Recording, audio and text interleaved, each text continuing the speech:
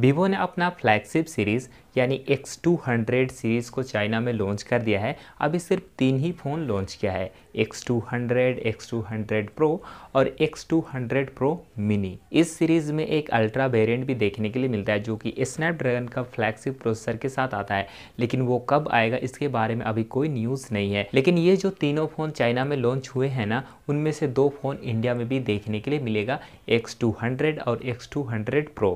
और लोगों के अनुसार ये फ़ोन दिसंबर के महीने में लॉन्च हो सकता है, नहीं तो नहीं ये जनवरी के शुरुआत में लॉन्च हो ही जाएगा। और आज के इस वीडियो में वीवो का X200 Pro को पिछला साल के वीवो X100 Pro के साथ कंपैरिजन करने वाला हूँ।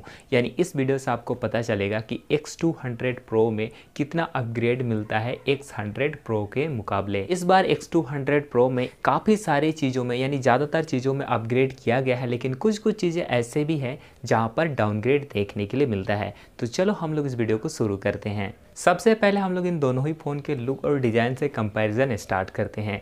अगर इस तरीके से बैक साइड से नॉर्मली देखोगे ना तो ज़्यादा चेंजेस देखने के लिए नहीं मिलता है। सेम पिछला बार की तरह ही दोनों में बड़ा सा कैमरा मॉड्यूल होगा जहाँ पर 3 कैमरा का सेटअप होगा और वीवो की ब्रांडिंग होगी, लेकिन इसके एज में और इसके डिस्प्ले में चेंज देखने के लिए मिलता है। पिछला बार इस तरीके से कर्व एज था, लेकिन इस बार ना काफ़ी हद तक फ्लैट एजेस देने का कोशिश किया गया है। और इसका जो डिस्प्ले है ना वो पिछला बार कर्व डिस्प्ले देखने के लिए मिल रहा था, इस बार भी कर्व तो है लेकिन इतना ज़्यादा कर्व नहीं है कि आपको एक कर्व डिस्प्ले की तरह फील होगा। मतलब हल्का हल्का सा चारों ही कोना में कर्व देखने के लिए मिलता है। हालांकि ऐसे नॉर्मली यूज़ करोगे तो आपको पता नहीं चलेगा कि ये कर्व डिस्प्ले है, मतलब आप हल्का हल्का सा कर्व की तरह भी फील कर सकते हो और फ्लैट डिस्प्ले की तरह भी फील कर सकते हो।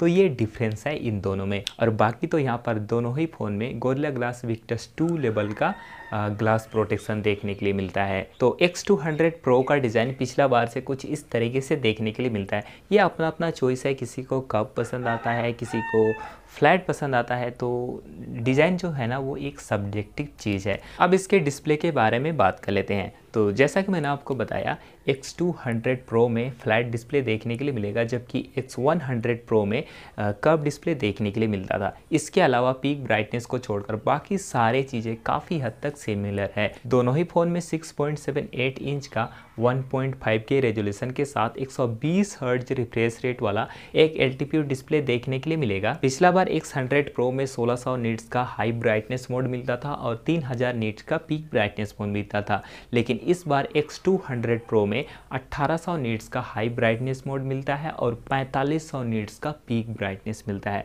तो यहाँ पर इसके पीक ब्राइटनेस में एक अपग्रेड देखने के लिए मिलता है। इसके अलावा इसका जो फिंगरप्रिंट स्कैनर है ना वहाँ पर भी अपग्रेड देखने के लिए मिलता है। पिछला बार ऑप्टिकल फिंगरप्रिंट स्कैनर देखने के लिए मिलता था, इस बार अल्ट्रासोनिक जो कि सैमसंग का टेक्नोलॉजी है या फिर सैमसंग अपने फ़ोन में यूज़ करता है वो वाला देखने के लिए मिलता है। अगर आप लोगों को नहीं पता तो जो अल्ट्रासोनिक फिंगरप्रिंट स्कैनर होता है ना वो ऑप्टिकल वाला से थोड़ा सा ज़्यादा मतलब एक्यूरेट तरीके से काम करता है, या फिर आपका हाथ गंदा भी हो अंगूठा वगैरह तब भी वो ज़्यादा अच्छे तरीके से काम करता है। और इसका जो पोजीशन है ना वो पिछला बार से थोड़ा सा ऊपर कर दिया है।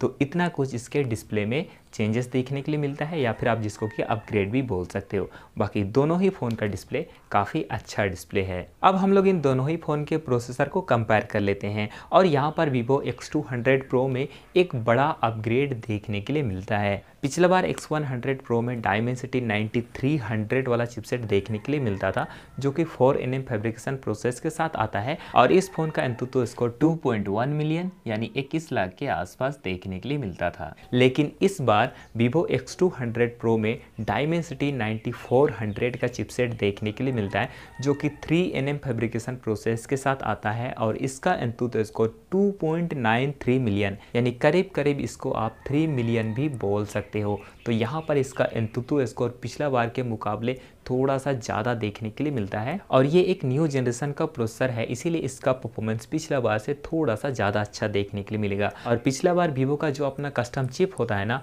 वो V3 यूज़ किया गया था, और इस बार V3 प्लस को यूज़ किया गया है जो कि ओबियसली पिछला वाला से ज़्यादा तगड़ा है। यानी इसका जो गेमिंग का परफॉर्मेंस है वो और थोड़ा ज़्यादा अच्छा हो जाएगा, और इसका जो कैमरा का परफॉर्मेंस है वो भी और थोड़ा ज़्यादा अच्छा हो जाएगा, क्योंकि ये जो चिप है ना वो गेमिंग और कैमरा में ही ज़्यादातर हेल्प करता है। पिछला बार X100 Pro में Android 14 मिला था और 3 साल का OS अपग्रेड, 4 साल का सिक्योरिटी अपडेट मिला था। इस बार Android 15 के साथ ये फ़ोन आ रहा है, लेकिन पिछला बार की तरह ही 3 साल का OS अपग्रेड मिलेगा या फिर 4 साल का मिलेगा, इसके बारे में कोई आइडिया नहीं है, लेकिन 3 साल का OS अपग्रेड तो डेफिनेटली मिलेगा ही। बाकी दोनों में ही LPDDR5X रैम और UFS 4.0 का स्टोरेज देखने के लिए मिलता है। अब हम लोग इनके कैमरास को आपस में कंपेयर कर लेते हैं।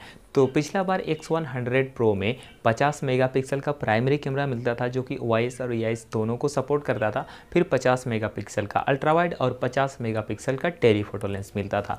इस बार भी X200 Pro में 50 मेगापिक्सल का ही सेंसर मिलता है, लेकिन ये एक नया सेंसर है सोनी का LYT-818, जो कि पिछला बार के मुकाबले ज़्यादा अच्छा सेंसर है। यानी आप मान सकते हो कि इसका जो फोटोज़ होगा वो पिछला बार से हल्का सा ज़्यादा अच्छा होगा। इसके अलावा जो इसका अल्ट्रा वाइड है ना, वो भी 50 मेगापिक्सल का ही है, लेकिन जो टेलीफोटो लेंस है ना, जिसको कि आप पेरिस्कोप लेंस भी बोल सकते हो, पिछला बार 50 मेगापिक्सल का मिला था, इस बार 200 मेगापिक्सल का देखने के लिए मिलता है। हालांकि X200 Pro में इसका मेगापिक्सल ज़्यादा है, लेकिन मैं इसको थोड़ा सा डाउनग्रेड ही बोलूँगा, क्योंकि पिछला बार ना 4.3x ऑप्टिकल जूम करके पोर्ट्रेट फ़ोटो लेने का ऑप्शन मिलता था, लेकिन इस वाले फ़ोन से सिर्फ 3.7x जूम करके पोर्ट्रेट फ़ोटो ले सकते हो। हालांकि जो फ़ोटो की क्वालिटी वगैरह होगी ना, वो पिछला बार के मुकाबले डेफिनेटली ज़्यादा तगड़ी देखने के लिए मिलेगा, लेकिन फिर भी हाँ, इसको डाउनग्रेड बोल सकते हो। बाकी तो दोनों में ही 10x जूम वाला, 30x जूम वाला और 100x जूम वाला फीचर्स देखने के लिए मिलता ही है। इन दोनों का सेल्फी कैमरा है ना, दोनों में ही सेम देखने के लिए मिलता है 32 मेगापिक्सल का। पिछला बार X100 Pro में 1080p 60 fps का ही ऑप्शन था, इस बार भी 1080p 60 fps का ही ऑप्शन देखने के लिए मिलता है। इस बार तो कम से कम 4K का ऑप्शन दे देता, बट वीवो ने नहीं दिया, वो तो वही जाने।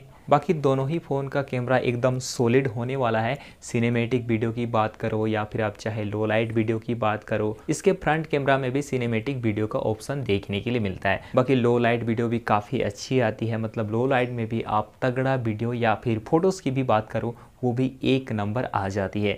अगर आप इन दोनों ही फ़ोन के कैमरा को सैमसंग गैलेक्सी S24 अल्ट्रा से कंपेयर करोगे ना, तो काफ़ी हद तक किसी किसी चीज़ में वो उससे भी ज़्यादा तगड़ी फ़ोटोज़ ये ले सकते हैं, विशेषकर लो लाइट के बारे में अगर बात करो तो। लेकिन फिर भी X200 Pro X100 Pro के मुकाबले ज़्यादातर मामलों में ज़्यादा अच्छा फ़ोटोज़ और वीडियो निकाल पाएगा, क्योंकि जैसा कि मैंने आपको बताया, इसका जो प्राइमरी कैमरा है वो भी थोड़ा सा पिछला बार के मुकाबले ज़्यादा तगड़ा है, और इस बार इसमें V3+ वाला चिप को यूज़ किया गया है, तो यहाँ से भी थोड़ा सा इसके वीडियोस और फोटो में मतलब तगड़ी क्वालिटी आ जाती है। अब हम लोग इन दोनों ही फ़ोन के बैटरी और चार्जिंग स्पीड को कंपेयर कर लेते हैं, और यहाँ पर आप एक अपग्रेड भी बोल सकते हो और डाउनग्रेड भी बोल सकते हो, दोनों चीज़ें ही बोल सकते हो, क्योंकि यहाँ पर जो बैटरी कैपेसिटी है ना, उसको बढ़ाया गया है, जबकि जो चार्जिंग स्पीड है ना, उसको घटाया गया है।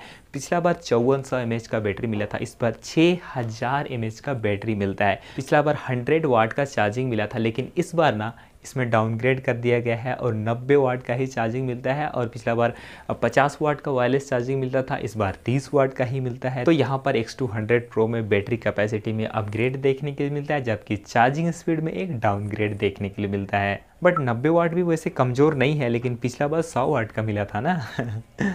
अब दोनों के अदर फीचर्स को कंपेयर कर लेते हैं, और दोनों में ही काफ़ी हद तक सिमिलर देखने के लिए मिलता है, जैसे कि दोनों में ही डुअल स्टीरियो स्पीकर है, IR ब्लास्टर भी दोनों में देखने के लिए मिलता है। पिछला बार IP68 का रेटिंग मिला था, लेकिन यहाँ पर थोड़ा सा अपग्रेड कर दिया गया है इस बार X200 Pro में, क्योंकि इसमें ना IP69 का भी रेटिंग देखने के लिए मिलता है। दोनों में ही Wi-Fi 7, Bluetooth 5.4 और NFC देखने के लिए मिलता है। इसके अलावा दोनों में 3.5mm का जैक और मेमोरी कार्ड लगाने का ऑप्शन नहीं मिलता है। बाकी दोनों ही फ़ोन में डुअल नैनो सिम लगाने का ऑप्शन है, या फिर आप इसके स्थान पर एक ई सिम भी लगा सकते हो। तो लॉन्च डेट के बारे में मैंने आपको ऑलरेडी बता दिया कि X200 Pro या तो दिसंबर के एंड में या फिर जनवरी में डेफिनेटली देखने के लिए मिलेगा। बाकी इसका प्राइस अभी इंडिया में नहीं आया है, तो कुछ बोला नहीं जा सकता, लेकिन चाइना में ना ये वही 65-63 हज़ार के अराउंड लॉन्च हुआ है। तो ये जो X200 Pro है ना, वो X100 Pro के मुकाबले कुछ कुछ चीज़ों में अपग्रेड देखने के लिए मिलता है, जैसे कि इसका डिस्प्ले में थोड़ा सा चेंजेस है, इसका प्रोसेसर तो डेफिनेटली एक अप तो है ही, बट इसका जो कैमरा है ना वहाँ पर भी अपग्रेड मिलता है, क्योंकि इसका जो प्राइमरी कैमरा है वो एक नया सेंसर है और इसका पेरिस्कोप लेंस भी ज़्यादा मेगापिक्सल का है, और इसका जो बैटरी है ना वो भी इस बार बढ़ा दिया गया है। पिछला बार वीवो का अपना V3 चिप मिला था, लेकिन इस बार V3 प्लस देखने के लिए मिलता है, यानी करीब करीब अगर आप लोग देखो तो हर जगह कहीं ना कहीं थोड़ा सा अपग्रेड देखने के लिए मिलता है। तो मैं आशा करता हूँ कि आपको इन दोनों ही फ़ोन के बीच का डिफरेंस पता चल गया, और अगर वीडियो अच्छा लगा तो लाइक कर दो, चैनल को सब्सक्राइब भी कर ही दो, और हम लोग नेक्स्ट वाली वीडियो मिलते हैं। बाय।